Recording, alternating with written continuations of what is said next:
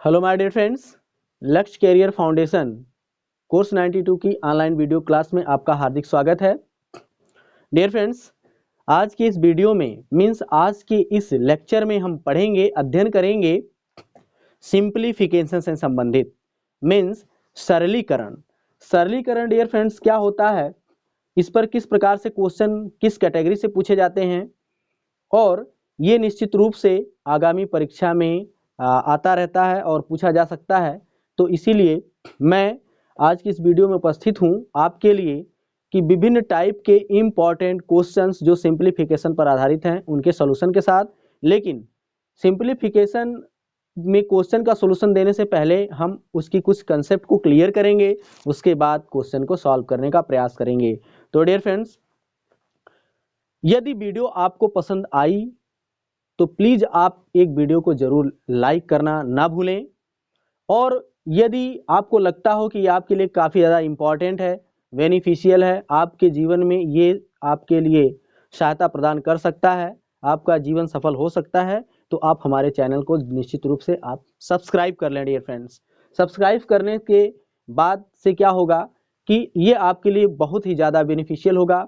जितनी भी important video हम अपने इस यूट्यूब चैनल पर अपलोड करेंगे उसका नोटिफिकेशन उसकी जानकारी आपको हो पाएगी और आप उस वीडियो को देखकर उसका यूज कर पाएंगे। तो डियर फ्रेंड्स, चलिए बिना देरी किए शुरू करता हूं मैं आज की इस वीडियो में सिंप्लीफिकेशन। तो सिंप्लीफिकेशन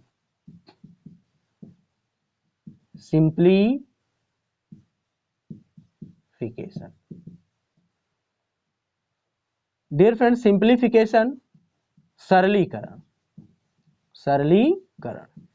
यह सरलीकरण डियर फ्रेंड्स क्या होता है ना कि सरलीकरण जैसे जोड़, घटाव, गुणा, भाग, इन समस्त पर आधारित होता है और इनके साथ साथ संख्याओं में अन्य ढंग से संख्याएं, जैसे कुछ मिश्रित संख्याएं, दशमलव वाली संख्याएं, भिन्नात्मक संख्याएं, इनका आपस में जोड़, घटाव, गुणा, भाग, और इसके साथ साथ डियर फ्रेंड्स जैसे होता है कि कुछ बीज गणितीय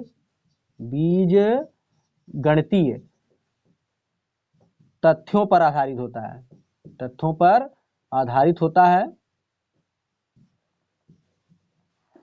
मतलब सूत्र के द्वारा। कुल मिलाकर कहने का मतलब होता है कभी कभी सूत्र के द्वारा सरलीकरण पूछ लिया जाता है और इसमें सूत्र के आधार पर कुछ अपने अलग तरीके की संख्याओं के बीच जोड़ना, घटाना, गुणा, भाग वो भी होता है और उस पर आधारित होता है कुछ इस ढंग का, जैसे कि कोष्टक से संबंधित इस प्रकार का सरलीकरण, जिसको मैं अपनी पूरी की वीडियो में आपके लिए जानकारी दे दिया हूं कि जैसे मैंने एक शॉर्ट आपने पहले से पढ़ा होगा, BODMAS, BODMAS, इसकी मीनिंग को आप बढ़िया समझते हैं। इसके पहले मैं एक और लेटर इस्तेमाल कर दिया था, इसको मैंने ये कहा था कि सरलीकरण में जब एक साथ संक्रियाएं जोड़ने, घटाने, गुणा, भाग संबंधी आ जाएं तो उसमें सर्वप्रथम हम ब्रैकेट को ही सॉल्व करते हैं, माने कोष्टक को सॉल्व करते हैं, कोष्टक को हटाने का प्रयास करते हैं। तो डियर फ्रेंड्स, यहाँ जो V है ना, V को लिया था, मैं इसको बोला था कि ये है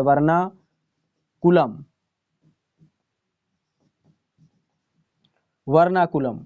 अब यहाँ जो V है, V को वर्नाकुलम, इसको मैं पहले से आपके लिए समझा चुका हूँ, सिर्फ एक बार रिमाइंड करवाऊंगा, याद दिलाऊंगा। वर्नाकुलम का अर्थ होता है डियर फ्रेंड्स रेखा कोष्टक।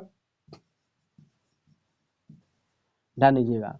तो पहले हम रेखा कोष्टक को सॉल्व करने का प्रयास करते हैं। यहाँ जो है V फॉर ब्रैकेट होता है, V फॉर ब्रैकेट, इसको आप जानते हैं। यहाँ O का मतलब ऑफ है, ऑफ का मतलब होता है के लिए या का भी, और यहाँ पर जो D लिखा रहता है इसको आप जानते हैं डिवीजन है, M फॉर मल्टीपल है, एडिशन है, सब्सट्रैक्शन। तो कहने का मतलब है ऐसे क्रमानुसार क्रिया करते हैं। पहले हम रेखा कोष्टक को सरल करते हैं सरलीकरण में, फिर उसके बाद ब्रैकेट जो होता है। अब ब्रैकेट जो होता है डियर फ्रेंड्स, जो ब्रैकेट होते हैं ना, ब्रैकेट को हम चार तरीके का ब्रैकेट मानते हैं। कौन कौन? ब्रैकेट में हम ब्रैकेट को मानते हैं कि पहला ये क्या है, वर्नाकुलर वाला है, मीन्स रेखा कोष्टक, इसको हम रेखा कोष्टक बोलते हैं, वर्नाकुलर, इसको सॉल्व करते हैं। उसके बाद हम चलते हैं, इसको हम छोटा ब्रैकेट बोलते हैं, छोटा ब्रैकेट। तो ये जो स्मॉल ब्रैकेट होता है इसको सॉल्व करते हैं, ये स्मॉल ब्रैकेट माने छोटा, और एक और जब उसके बाद करते हैं इसको, इस ब्रैकेट को बोलते हैं, ये है मझला ब्रैकेट, मिडिल ब्रैकेट है ये मझला, या इसको हम करली ब्रैकेट बोलते हैं। एक और होता है ब्रैकेट डियर फ्रेंड्स इस टाइप का, स्क्वायर ब्रैकेट, या इसको हम बिग ब्रैकेट भी बोलते हैं, है कि नहीं। तो ये है बड़ा कोष्ठक। तो पहले हम इस कोष्ठक को सॉल्व करने का प्रयास करते हैं सिंप्लीफिकेशन के अंतर्गत, बाद में छोटे को, उसके बाद मझले को, सबसे लास्ट में बड़े कोष्ठक को। तो ठीक जब हम कोष्ठक को ऑफ करना सीख जाते हैं, बी और फिर वी फिर ओ, माने पहले ब्रैकेट को जब ऑफ कर दिया, हटा दिया, तो फिर हम भाग की क्रिया करते हैं, फिर उसके बाद गुणा की क्रिया और योग की क्रिया, सबसे अंत में घटाने की क्रिया करते हैं। जब इस पर क्वेश्चन आएगा तो हम खुद ही आपको इसको बखूबी बताने का प्रयास करेंगे। तो सरलीकरण के अंतर्गत इन्हीं सभी तथ्यों पर हम बात करेंगे डियर फ्रेंड्स। तो चलते हैं, आज लेते हैं एक इम्पॉर्टेंट क्वेश्चन और उसी के बाद अगले क्वेश्चन को सॉल्व करने का प्रयास करेंगे, और आपका रिप्लाई भी हम चाहेंगे। कमेंट में आप जरूर लिखकर भेजें कि क्या आपको ये अच्छा लगा या आप और तरीके से इसको समझने का प्रयास करना चाहते हैं। चलिए शुरू करते हैं आज का पहला question. Dear friend, question number first, most important question due to your examination. देखिए जो इस टाइप का ये क्वेश्चन बना हुआ है, ये क्वेश्चन किस प्रकार का है, किस कैटेगरी पर है, पहले हम इसको कैटेगराइज करते हैं। तो डियर फ्रेंड्स आप देख पा रहे हैं ये सभी मिश्र संख्याएं लिखी गई हैं। ये देखिए भिन्नात्मक एक मिश्र संख्याएं हैं और ऐसी लिखी गई, इनका हमसे योगफल पूछ रहा है इतने पदों तक, है कि नहीं। तो मैं सिंप्लीफिकेशन के अंतर्गत आपसे यही कहा था कि जो संख्याएं हैं, संख्याओं पर आधारित, कुछ बीजगणितीय सूत्रों पर आधारित, है ना, कोष्ठक पर आधारित, इन्हीं संख्याओं का जैसे प्रारंभिक संख्याओं में जोड़ना, घटाना, गुणा, भाग करना, इसी संबंधित वो क्वेश्चन है सिंप्लीफिकेशन के अंतर्गत लिया जाता रहा है। तो जैसे ये क्वेश्चन है, अब ये क्वेश्चन आ गया तो हम इसको यदि इस तरह से सॉल्व करना शुरू कर दें, मिश्र भिन्न को हम पहले किस रूप का बनाएं, एक जानते हैं, एक उचित भिन्न में बनाने का प्रयास करते हैं। तो इसको हमारे लिए काफी ज्यादा हमारे लिए टाइम खर्च हो जाती है। तो देखिए इस क्वेश्चन का आंसर मात्र आपको 30 सेकंड में प्राप्त करने के लिए किस तरीके से इसको सॉल्व करेंगे, तो पहले ये देखिए जल्दी से सॉल्व करते हैं। 999 999 900 आप देख पा रहे हैं कितने टाइम से भाई पूछा गया, 1 2 3 4 5 6 टाइम। तो डियर फ्रेंड्स मैं आपको पहले ही बता दिया था, यहाँ मैं बता दूं पहले थोड़ा सा फिर सॉल्व करता हूं। जैसे सपोज कर लीजिए ए, मतलब इसको मैं इस तरह से पढ़ रहा हूं, मतलब ए सही बी बटा सी, मतलब अगर मैं इसको एक भिन्न के रूप में पढ़ूं, मिश्र भिन्न के रूप में, तो क्या पढ़ता हूं मैं इसको, ए सही बी बटा सी। तो डियर फ्रेंड्स इसको लिखने का ढंग क्या होता है, ए प्लस बी बटे सी, ऐसे हम लिख सकते हैं इसको, है कि नहीं। तो इन सभी को हम ऐसे लिखेंगे। तो जब हम शॉर्टकट इसका करेंगे तो 999 6 बार आएगा, तो 999 गुणे 6 लिख देंगे फटाक से। क्यों, क्योंकि सभी में 999 आया होगा, चाहे जितनी बार आए। तो 999 यहाँ पे 6 बार आया तो 6 से गुणा कर दिया मैंने। और बाकी सभी में मैं देख पा रहा हूं कि जो आगे का भिन्नात्मक भाग लिखा है 1/7, 2/7, 3/7 ऐसे करते हुए लिखा है, तो हम इसको लिखते हैं 1/7, सबको एक साथ ऐड कर देंगे, 2/7, 3/7, 4/7, देख पा रहे हैं, 5/7, 6/7, है कि नहीं। इसको मैं सेट कर दिया, सेम उसी प्रकार से मैं लिख रहा हूं इसको। अब क्या है, अब 999 में 6 से गुणा करने से पहले भी इस पे रुके रहेंगे हम, प्लस। अब डियर फ्रेंड देखिए सबका लघुत्तम समान है, तो ये भिन्नों का जोड़ना घटाना संबंधित हो गया। तो जब सबका लघुत्तम समान है तो सबको आपस में जोड़ दीजिए, जोड़िए, 6 5 11, 11 4 15, 15 3 18, देख रहे हैं, 18 2 20, 20 और 1 कितना हो गया, 21 हो गया कि नहीं। अब 999 गुणे 6 है हमारे पास, और प्लस जब 7 एकम 7 7 त्रिका 21, मतलब इसके गुणनफल में मुझे 3 को जोड़ना है। क्या आप इससे और भी सरल बनाना चाहते हैं, तो 999 को और सरल बना दीजिए। 999 को आप लिख दीजिए 1000 ऋण 1, बोलिए सही है कि गलत, चेक कर लीजिए। 999 को मैंने लिख दिया 1000 गुणे 1, क्यों, क्योंकि गुणा को और सरल करना है मुझे।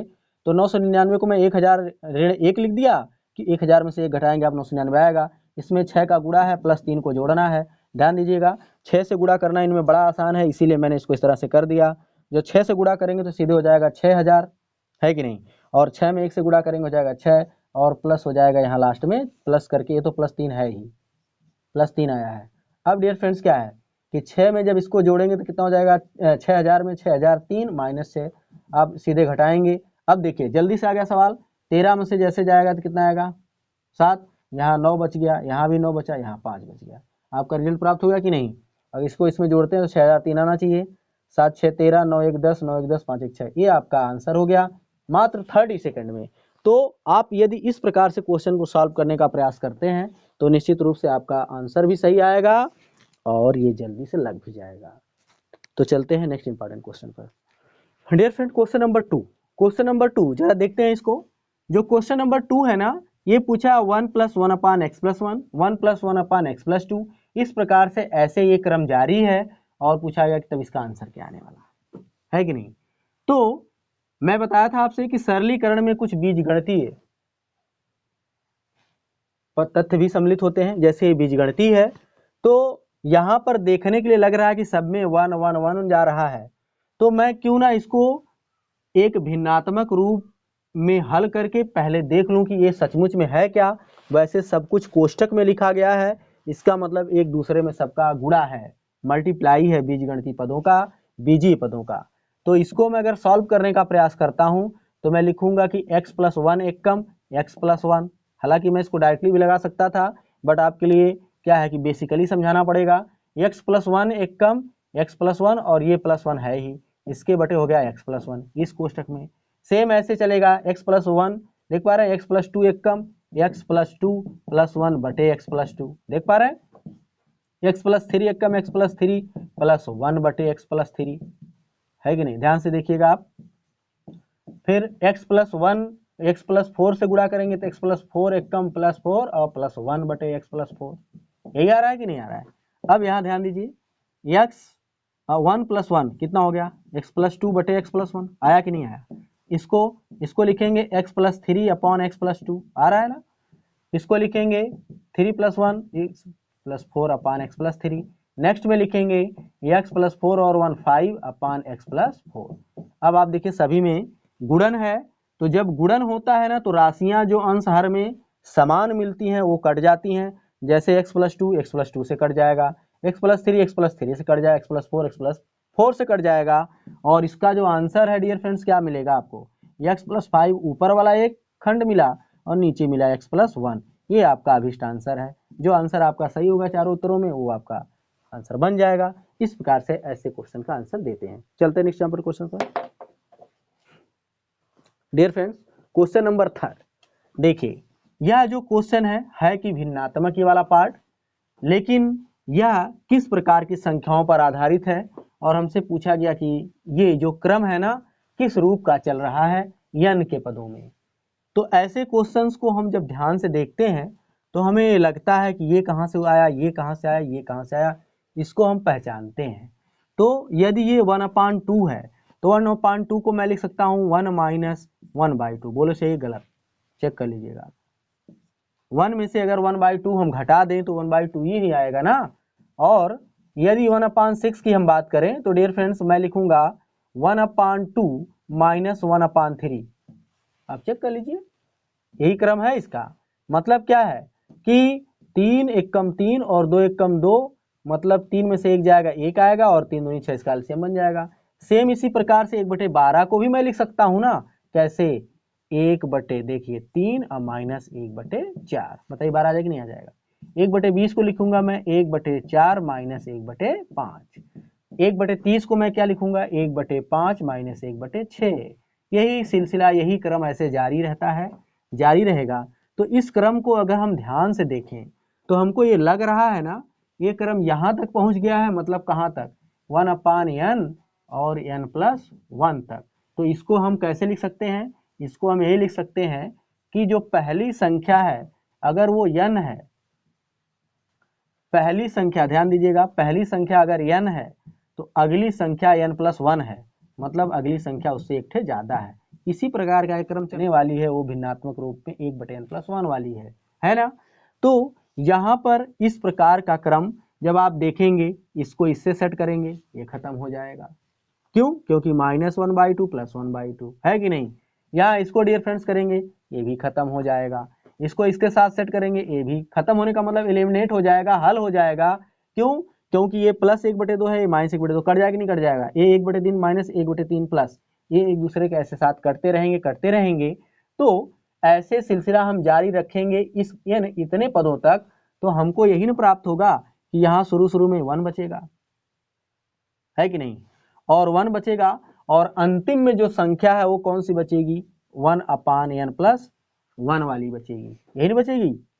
तो अंतिम वाली संख्या बचेगी 1/n+1 वाली, क्यों, क्योंकि उसके आगे है ही नहीं, लास्ट में सबसे यही पद लिखा है, तो ये बचेगा, और शुरू वाला पद ये बचेगा, बाकी बीच के सभी पद एक दूसरे से एलिमिनेट हो जाएंगे, कट जाएंगे, आपको दिख रहा होगा। तो अब इसको आंसर में अगर हम लाते हैं, इसको हर 1 में से 1/1 n+1 घटाते हैं तो क्या मिलेगा, n+1 इसका लघुत्तम हो जाएगा, n+1 एक कम n+1 -1, इससे कट जाएगा डियर फ्रेंड्स, क्या बचेगा, n/n+1, ये आपका आंसर बन जाएगा। ऐसे क्वेश्चंस को इस प्रकार से हम सॉल्व करते हैं। चलते हैं नेक्स्ट इंपॉर्टेंट क्वेश्चन पर।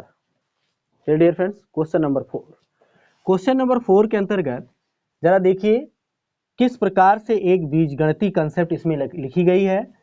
यहाँ पर लिखा गया है ए और यहाँ पर लिखा गया है बी, मतलब ए और बी दो राशियां हैं, और इन दो राशियों के बीच यह एक संक्रिया का संकेत है, और वो संकेत किस प्रकार का है कि पहली राशि का दुगुना और दूसरी राशि का तिगुना में से घटाया गया पहले, और फिर इसी को क्या किया गया है कि इस संक्रिया को यहाँ प्लस बना दिया गया है, कब, इन दोनों के गुणनफल के साथ।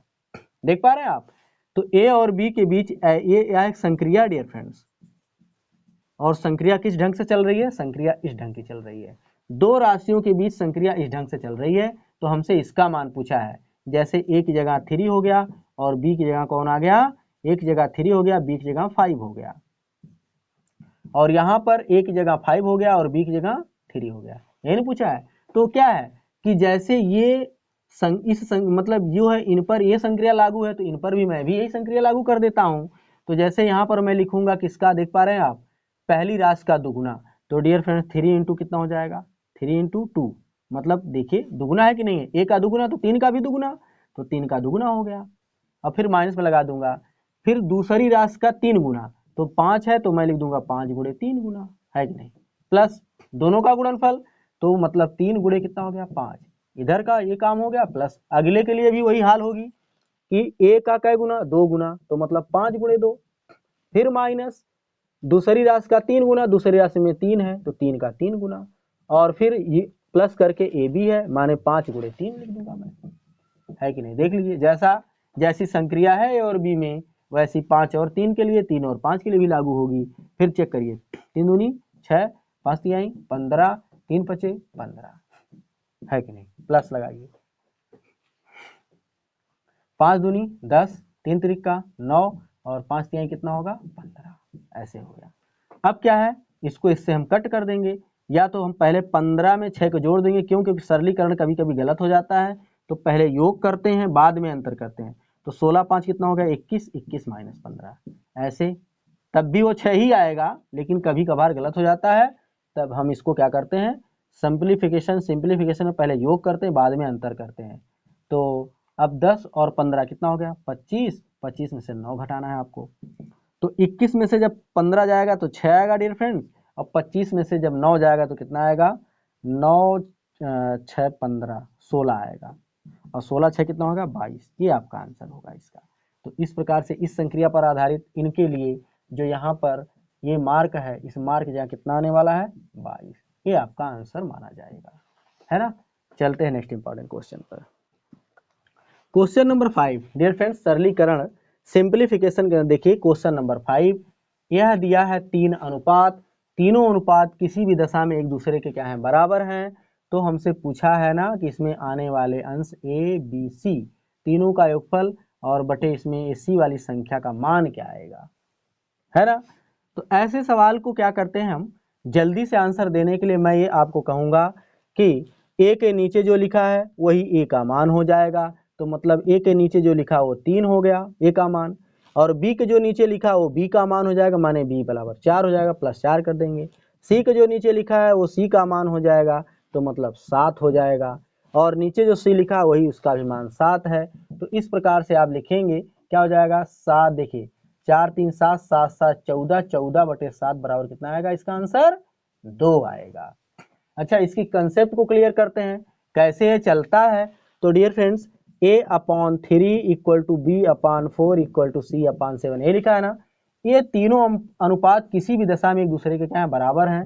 तो मानते हैं हम K के खातिर ये सब बराबर हो गए।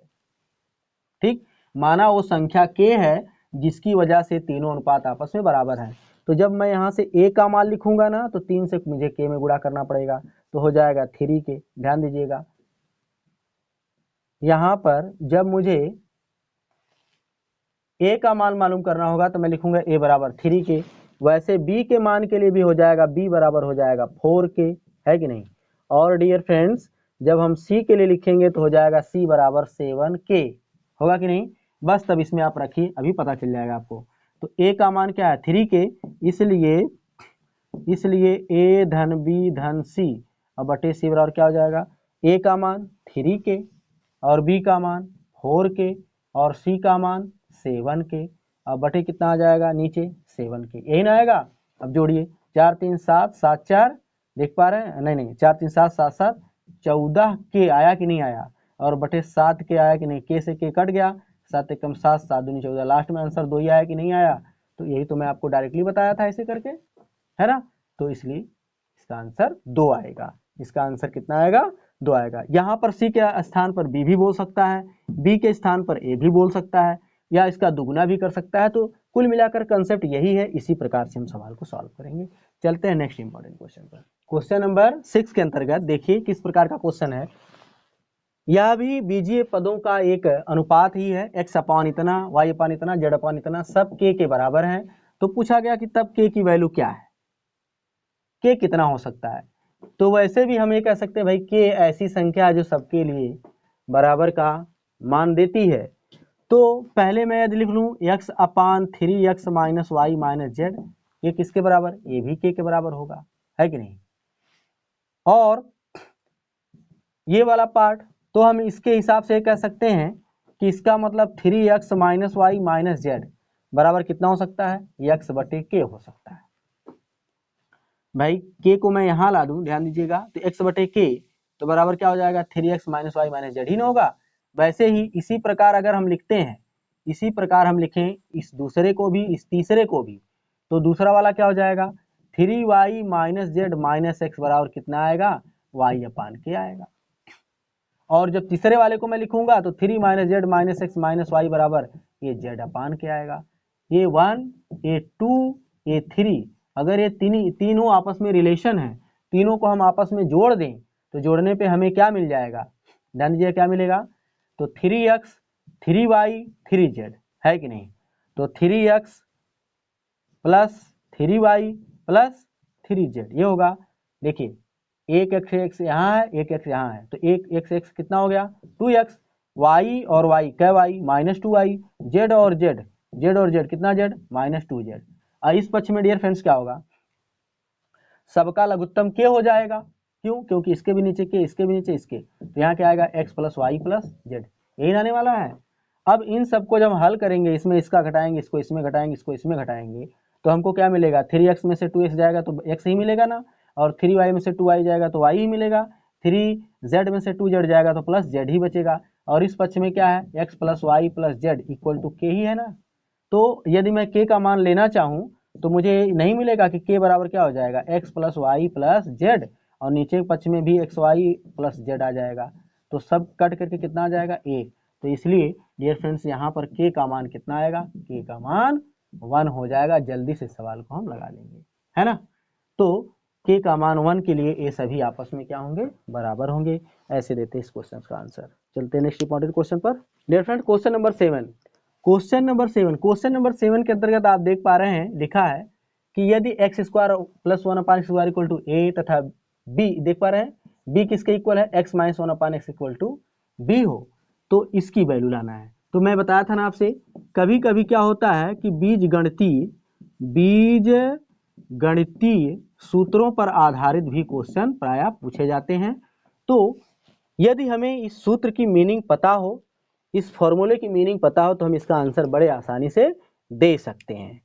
तो हम इस सूत्र को मैं क्या है कि आपके लिए रिमाइंड करने के लिए एक बार लिख देता हूं। डियर फ्रेंड्स, यदि a cube minus b cube हो तो इसको हम दो ब्रैकेट में लिख सकते हैं। कैसे कैसे लिखते हैं कि एक बार a माइनस बी लिखते हैं, दूसरे ब्रैकेट में a square plus a b plus B square लिख सकते हैं। यदि यहाँ पर क्या हो, यहाँ पर प्लस हो जाए तो यहाँ प्लस हो जाएगा, और देख पा रहे हैं यहाँ पे क्या हो जाएगा, माइनस हो जाएगा। यही डिफरेंस होगा दोनों में, है कि नहीं। अब इसी को हम इस रूप में लिखने का प्रयास करते हैं, तो मतलब एक्स क्यूब माइनस 1/x³, इसको लिखूंगा मैं तो इस ढंग से कैसे लिख पाऊंगा, लिखूंगा x माइनस 1/x ऐसे, और दूसरे ब्रैकेट में कैसे लिखूंगा, ए स्क्वायर, ए माने x तो एक्स स्क्वायर, और प्लस ए बी का मतलब है कि x गुणे 1/x, और प्लस बी स्क्वायर माने बी स्क्वायर का मतलब है कि 1/x स्क्वायर, यही होगा। अब इसको हम सही से सुसज्जित कर लें, x minus 1/x, x square इसके बगल में लाएं प्लस करके 1/x स्क्वायर, और बाद में इसको देख पा रहे हैं x से x कट कर देंगे तो कितना मिलेगा, +1। अब इसकी वैल्यू रख लीजिए, x माइनस 1/x दिखाई देने लगा, जिसकी वैल्यू है b, है कि नहीं। और यहाँ पर एक्स स्क्वायर धन 1/x स्क्वायर, इसकी वैल्यू क्या है, a, तो यहाँ जाए a और इसको लिख देंगे +1। तो देख पा रहे हैं आपका ये आंसर है, या 20 इसमें मैं गुणा कर दूं तो हो जाएगा AB प्लस बी, यही हमारा क्या है, आंसर बनता है। तो मैं कहा था ना कि सरलीकरण बीजगणितीय सूत्रों पर भी आधारित होता है, इससे भी और इम्पॉर्टेंट क्वेश्चन जो सूत्रों पर आधारित होते हैं उनको भी हम आपके लिए सॉल्यूशन प्रदान करने का कार्य करेंगे। चलते नेक्स्ट इंपॉर्टेंट क्वेश्चन पर। Dear friends, question number 8। अब हमसे ये हमारे लिए एक शर्त दिया इस क्वेश्चन में, किस ढंग से कि कहा कि यदि x y, अब यहाँ पर मैं इस चिन्ह को गुणा नहीं मानूंगा बल्कि इस चिन्ह को एक संक्रिया में मानूंगा। क्या मैं मानूंगा इसको, एक संक्रिया। डियर फ्रेंड्स, x और y दो राशियां हैं, दो राशियों में किस ढंग की संक्रिया हो रही है, वह संक्रिया ये हो रही कि पहले x लिखा है और बाद में योग करके y लिखा है, और फिर प्लस लिख दिया है, और फिर प्लस करने के बाद क्या किया, पहले वाली राशि में दूसरे में भाग करके लिखा है। हम ये नहीं समझेंगे कि x में y का गुणा है, ये नहीं समझेंगे, सिर्फ और सिर्फ यही समझेंगे कि इस गुणे का जो चिन्ह आया है ना, ये संक्रिया। क्यों, क्योंकि मैं एक संक्रिया का चिन्ह ये आपको पहले बता चुका हूं कि जैसा ये कहेगा वैसा ही हमें जाना है। हमें साधारण तौर पे नहीं सोचना है कि भाई x में y का क्या है, गुणा। नहीं नहीं, गुणा नहीं है, बल्कि x में ऐसी y से संक्रिया है जो इस ढंग की लिखी गई, तो इसको भी हम वही लिखेंगे। तो इसको जब हम लिखेंगे तो डियर फ्रेंड कैसे लिखेंगे, तो पहले x माने 8 में लिख दूंगा, फिर प्लस लगा दूंगा, फिर क्या है y माने मैं 2 लिख दूंगा, फिर से प्लस लिखूंगा, x मीन्स कितना है, 8 है तो 8 लिख दूंगा, और फिर y माने 2 है तो यहाँ 2 लिख दूंगा। 8 में 2 जोड़ूंगा तो कितना हो जाएगा, 10, और 2 एक कम 2 भाग कर दूंगा तो यहाँ आ जाएगा 4, इसलिए 10 और 4 कितना हो गया, 14। आसानी से आंसर दे दिया हमने। तो इस प्रकार से हम गुणा नहीं मानेंगे, जो जैसा ये कह रहा वैसा करेंगे। चलते हैं नेक्स्ट इंपॉर्टेंट क्वेश्चन पर। डियर फ्रेंड्स, क्वेश्चन नंबर 9, मैं आ गया हूँ क्वेश्चन नंबर 9 पर, जो कि किस कैटेगरी का क्वेश्चन पूछा गया है। यह क्वेश्चन बिल्कुल आसान है, लेकिन कब, जब हम इसकी कंसेप्ट को समझ पाएंगे, जान पाएंगे और उसके अकॉर्डिंग इसको हल करने का प्रयास करेंगे, प्रयत्न करेंगे तब। तो डियर फ्रेंड्स, पूछा गया कि यदि 2 इज इक्वल टू इस फॉर्म में x लिखा है, तो पूछा गया कि x की वैल्यू क्या हो जाएगी।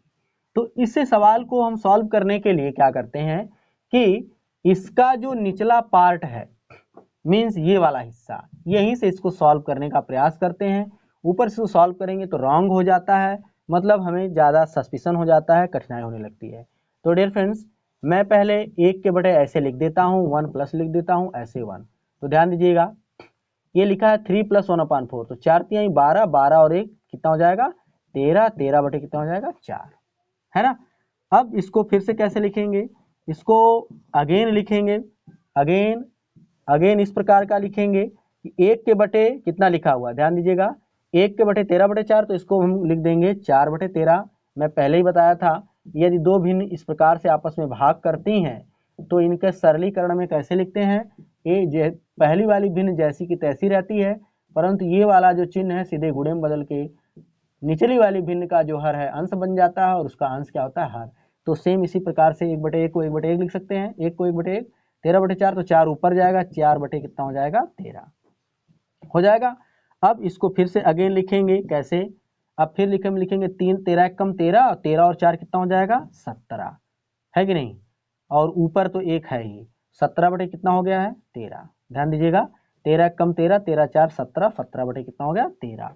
अब फिर वही बात आ गई यहाँ पर कि फिर जैसे इसको 1 के बटे 13 बटे 4 था तो उसको 4 बटे 13 लिख दिया, वैसे 1 के बटे 17 बटे 13 है तो 13 बटे इसको कितना लिख देंगे 17 लिख देंगे, है ना। अब इस पार्ट को कैसे हल करेंगे, तो हमें तो x की वैल्यू बतानी थी, तो x की जब वैल्यू बतानी थी तो हम कर देंगे डियर फ्रेंड्स इसका पक्षांतर, नहीं तो हम इसको भी हल करेंगे। चाहे आपको जैसे इसको हल करने आता हो आप वैसे हल कर लीजिए, लेकिन मैं इसको कैसे हल करता हूँ, मैं इसको ऐसे हल करता हूँ कि जो 2 है ना, 2 की तरफ इस 13 बटे 17 को भेज देता हूँ, माने यहाँ पर इसको धन है, माने यहाँ का मतलब है कि ये दाहिने पक्ष में धनात्मक राशि है, धनात्मक भिन्न है, ये सीधे जब इसका हम पक्षांतर करते हैं एक पक्ष से दूसरे पक्ष में ले जाएंगे तो ये प्लस का सीधे क्या हो जाएगा माइनस, अकेला कौन बचेगा, राइट साइड में x बचेगा, x की वैल्यू आना है। तो इसका अर्थ हो गया 2 में से 13 बटे 17 को घटाना है, तो डियर फ्रेंड्स क्या हो जाएगा 17 दूनी 34 माइनस 13, अब बटे कितना हो जाएगा 17। तो अब 34 में से जब 13 आया कितना बचेगा 21 बटे 17, x का मान है, मतलब क्या हो गया 21, 3 देखिए 4 में से 3 गया 1 और 3 में से 1 गया 2, तो क्या हो गया 21 बटे 17। अब यदि आप इसको और भी छोटा करना चाहते हैं तो ये जिस पहाड़े में आता होगा उससे कट जाएगा, यदि नहीं आता है तो यही रहेगा। मैं समझता हूँ कि 21 और 17 जो है ना ये किसी के पहाड़े में दोनों एक साथ नहीं आते हैं, इसलिए x यही x का मान है, यही इसका आंसर माना जाएगा, ठीक ना। चलते हैं नेक्स्ट इंपॉर्टेंट क्वेश्चन पर। Dear friends question number 10 most important question, अन्य प्रतियोगी परीक्षाओं के दृष्टिकोण से भी बहुत उपयोगी। ये लिखा है यदि a square plus B square plus C square equal to 2 a minus B minus C और -3 है तो इतने की वैल्यू बताओ। ये इतने की वैल्यू का मतलब है कि जब हमें a का मान पता हो, b का मान पता हो, c का मान पता हो, तब हम जा करके इसका मान बता सकते हैं। तो उसकी मान को लाने के लिए हमारे लिए एक रिलेशन दे दिया, क्या a square plus B square plus C square equal to कितना लिखा 2a minus B minus C और -3 लिखा है कि नहीं। अब मैं क्या करूं 2 से इनमें सभी में गुणा करूं और सबको पक्षांतर कर दूं तो रूप कैसा हो जाएगा a square plus B square plus C square, 2 से a में गुणा करेंगे 2a होगा और ये हो जाएगा -2b माइनस कितना हो जाएगा 2c माइनस 3, सबको पक्षांतर करेंगे तो a square plus B square plus C square, इसको करेंगे तो क्या हो जाएगा -2, इसको क्या करेंगे तो हो जाएगा +2b, ये हो जाएगा +2c, ये हो जाएगा +3 इक्वल टू 0। अब क्या है ना इसमें एक नया हम काम करेंगे, a स्क्वायर है तो a स्क्वायर के साथ मैं लेता हूं किसको भाई, इसको लेता हूं माने 2a को लेता हूं, यहाँ 3 है तो 1 + 1 + 1 कितनी बार हम लिखेंगे इसको 3 बार लिखेंगे, तो 1 + 1 इसके साथ ले लिया है कि नहीं। और फिर उसके बाद b स्क्वायर है तो b स्क्वायर के साथ किसको लेता हूं मैं 2b को लेता हूं प्लस 2b को, इसमें से एक 1 और लेता हूं, अभी एक 1 और बचा होगा, तो इसमें c स्क्वायर है और इसके साथ मैं लेता हूं +2c को, इसको +2c को, तो अभी इसके साथ जो 1 बचा था इसमें ऐड कर देता हूं और सबके बराबर क्या 0। याद रखिए 3 में एक 1 यहाँ आया है, एक 1 यहाँ आया है और एक 1 किसके लिए आया है यहाँ, हो गया कि नहीं हो गया 1 + 1 + 1 3 नहीं हो जाएगा, हो जाएगा ना। अब ये क्या लिखा है, ये है a square -2ab plus B square, तो डियर फ्रेंड से हो गया a - 1 का होल स्क्वायर, ये हो गया b + 1 का होल स्क्वायर, ध्यान दीजिएगा ये क्या हो गया c + 1 का होल स्क्वायर इक्वल टू 0। ध्यान दीजिए ऐसे ही इस प्रकार से हमने इसको सरल किया है, a स्क्वायर बन गया। अब ये प्रत्येक पार्ट जो है योगफल में करके सबके 0 है, यदि प्रत्येक को मैं 0 के बराबर रखूं मतलब a - 1 इक्वल टू 0 रखूं, b + 1 इक्वल टू 0 रखूं, c + 1 इक्वल टू 0 रखूं, सबको अगर 0 रखूं मतलब वर्ग वाले सभी पार्टों को क्या रखूं 0 के बराबर, तो मुझे क्या मिलेगा ये सभी मान कटने के बाद लास्ट में हमें 0 ही देंगे, इसीलिए इन सभी का मान 0 ही होना चाहिए कि नहीं होना चाहिए। तो ये भी 0 के बराबर हो सकता है, ये भी 0 की तभी तो 0 आएगा ना कटपीट करके। तो यहाँ से आप जानते हैं a - 1 का होल स्क्वायर इक्वल टू 0 है, तो इसका मतलब a बराबर यहाँ 1 मिलेगा, यहाँ b + 1 इक्वल टू 0 है तो इसका मतलब है कि b इक्वल टू -1 मिलेगा, यहाँ पर भी c का मान -1 मिलेगा, है कि नहीं। अब यहाँ अगर b का मान मैं -1 रखूंगा तो 1 में से धन ऋण जुड़ करके 0 हो गया, यहाँ पर माइनस 1 रखेंगे, ये भी 0 हो गया, इसका मान 1 रखेंगे, ये भी 0 हो गया, तब न जाके 0 आएगा, इसलिए हम लिख सकते हैं इतना। तो a का मान कितना आया, a का मान आया 1, b का मान आया -1, c का भी मान आया -1। अब डियर फ्रेंड्स इसमें हम मान रख सकते हैं, इसलिए मैं लिख सकता हूँ 2a - 3b + 4c की वैल्यू क्या, 2 गुणे कितना हो जाएगा, 2 गुणे 1 हो गया, -3b की वैल्यू कितनी है, -1 है, और c की वैल्यू कितनी है, -1 है, 2 एक कम 2, 3 एक कम 3 + 3, 4 एक कम 4 -4, 3 और 2 कितना हो गया 5, 5 - 4 और कितना आएगा 1। तो डियर फ्रेंड्स दिए गए इस क्वेश्चन का जो आंसर होगा, माने इसका जो मान होगा वो कितना होगा, 1 होगा। इस प्रकार से हम सावधानी पूर्वक क्वेश्चन को सॉल्व करते हैं। ऐसे मजेदार और इम्पॉर्टेंट क्वेश्चंस का यदि सॉल्यूशन आपको प्राप्त करना हो तो प्लीज आप हमारे इस चैनल को सब्सक्राइब कर लीजिए, और यदि आपको वीडियो पसंद आई हो तो प्लीज आप एक लाइक जरूर कर दें। Thank you watching for this video.